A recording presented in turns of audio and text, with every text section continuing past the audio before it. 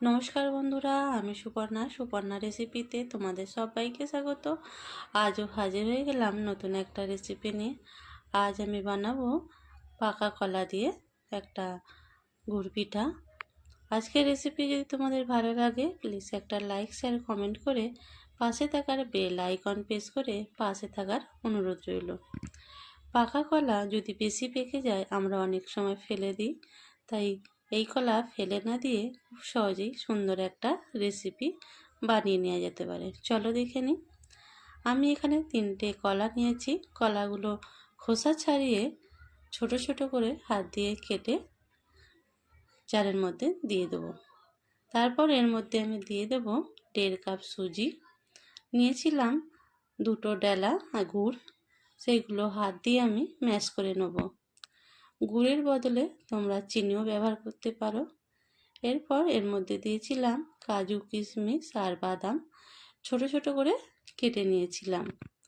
এরপর দিয়েছিলাম স্বাদের জন্য অল্প একটু নুন।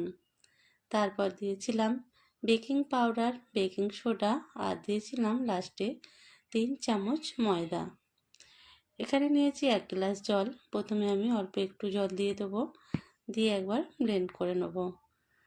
কিন্তু এটা শক্ত হয়ে গেছে, তাই পুরো জলটা আমি এখানে ঢেলে একবার ব্লেন্ড করে নিলাম। এরপর দিয়ে দিয়েছিলাম 2টো এলাচি দিয়ে আরও একবার ঘুরিয়ে নিলাম। তো দেখতেই পাচ্ছ সুন্দর একটা স্মুদি ব্যাটার এখানে তৈরি হয়ে গেল। আবারও বলছি, জলের জায়গায় তোমরা দুধও ব্যবহার করতে পারো। এরপর এখানে আমি তেল গরম করতে দিয়েছিলাম। তেলটা গরম হয়ে গেলে একটু ফ্লেমটা আমি লো করে দিয়েছিলাম। তারপর হাতা দিয়ে এক হাতা করে এখানে ব্যাটার তুলে দিয়েছিলাম। তো দেখতেই পাচ্ছ তেলেতে দেওয়ার সঙ্গে সঙ্গেই কি সুন্দর ফুলে উঠছে। ভাজার সময় আঁচটা একটু আমি মিডিয়ামে রেখেছিলাম। এক পিঠটা হয়ে গেছে, এবার আমি এক পিঠটা উল্টে দিলাম।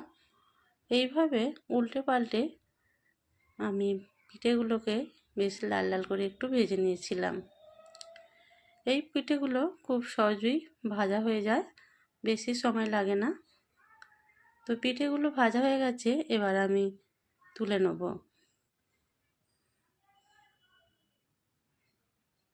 ভীষণই সুন্দর খেতে হয়, ছোট বড় সবাই খেতে পারবে। তো এক পিঠটা ভাজা হয়ে গেছে, এবার আমি আরও একবার ভেজে নেব। এইভাবে আমি সব পিঠেগুলোকে উল্টে পাল্টে খুব কম সময়ের মধ্যে আমি পিঠেগুলোকে ভেজে নিয়েছিলাম।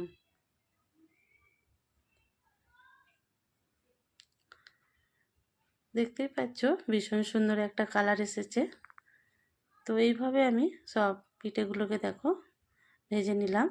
এবারে একটা প্লেটের মধ্যে আমি সাজিয়ে নেব।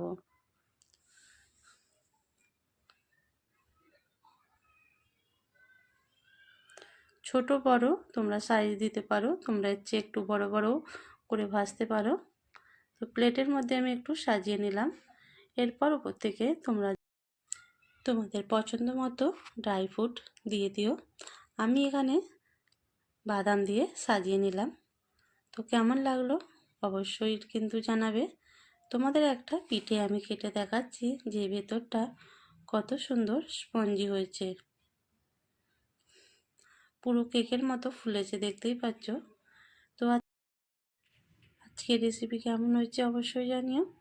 আজ তবে এটুকু, আবার আসবো আগামী দিনে নতুন কোনো ভিডিও নিয়ে। ধন্যবাদ।